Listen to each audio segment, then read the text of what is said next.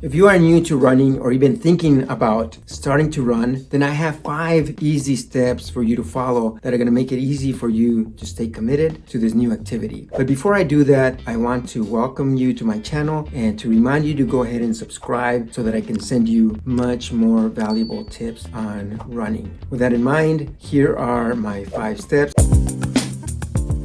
I want to start with gear. And with gear, the first thing is shoes, getting the proper shoes. And for that, you can go to your local running store where they can do a extensive analysis on how you run and have some suggestions on what shoes are going to work best for you. After you get the proper shoe, you want to make sure you get the proper clothing. It does make a difference to make it more comfortable and also to prevent chafing. So if you go to a sports store, go to the section where they have clothing for running and select the proper clothing for running.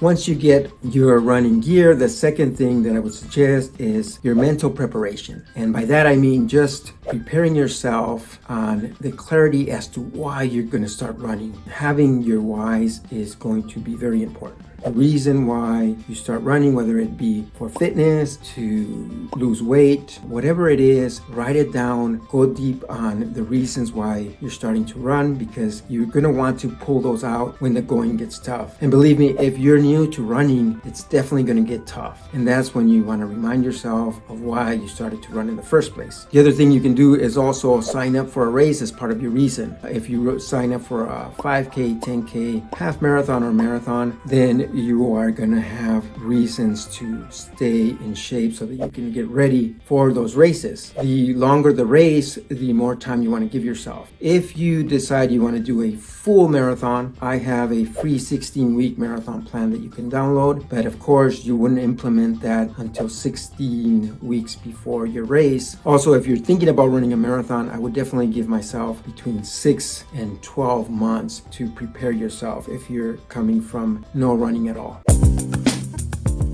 Then after the mental preparation is the actual workouts. That's the step number 3. And for the workouts is the pre-workout, which is a combination of stretching, combination of drills for proper form, proper posture, and just strengthening those muscles that you're going to use for running. One good way to do that is you can pull up a YouTube video on either yoga, pre-run yoga, or other exercises that are pre-running workouts. Once you do your pre-workout for your run, if you're new to running, my suggestion is doing a 2-minute jog followed by a 1-minute walk, and do these intervals for 30 minutes. And then you want to do those workouts 3 to 4 days a week for the first 4 weeks. But what you can do while you're doing these intervals is you can start to increase the intensity as you are gaining fitness.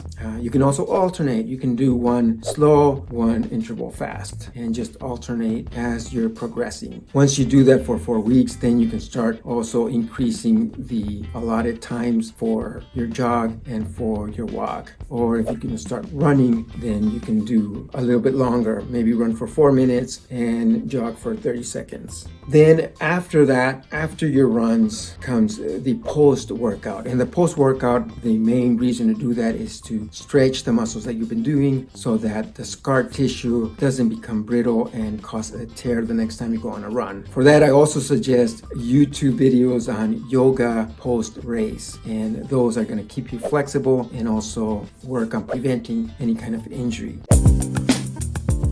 Now, after the physical workouts comes step number 4, which doesn't have to be in this order because that one is joining a triathlon club or a running club. I personally belong to a triathlon club because I use the cross training to help in my running. We have in our triathlon club a few members who only do running, but they use the workouts of cycling and swimming to help them in their running. That's a good way. But the main purpose of belonging to a club is to have that social part of it that makes it a lot easier to train. It gives you a sense of camaraderie. You can socialize with people who are like-minded, who are into the same things that you are. They're into the running, and you start to learn a lot of things from other members. So my suggestion is definitely it's going to help you if you belong to a running or triathlon club. Then number 5 is having a reward system. A reward system is going to give you that incentive to stay committed to your running. And one incentive, like I mentioned before, is having the race. Another incentive could be the medal that you're going to get at the race, whether it's a 5K or a marathon. You can look forward to that. Another way you can reward yourself is to buy a special gadget that you've been looking at. Every milestone, you get yourself some kind of reward, and that's going to keep you motivated. Okay? I hope you find these steps valuable and that you implement them. And don't forget to subscribe. Till next time, please stay triumphant.